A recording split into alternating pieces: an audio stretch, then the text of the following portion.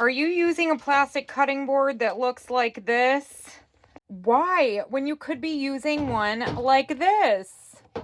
Welcome to the camper. Today we're going to be taking a look at this double-sided cutting board. Metal on one side, wood on the other, which if you've ever used a plastic cutting board, you know that metal and wood are both superior to plastic.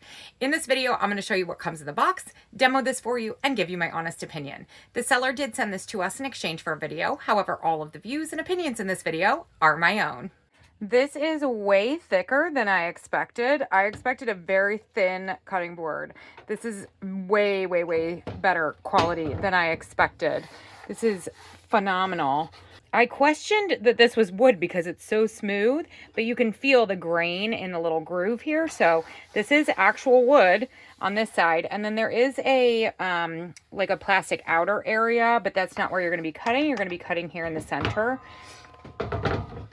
And then the metal side, look, it doesn't get fingerprints, okay? Like, it's not getting fingerprints all over it like stainless steel would.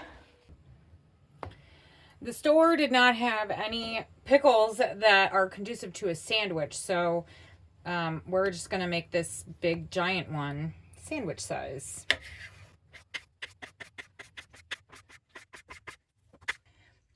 As you can see, there are scratches in it, so it's not scratch proof.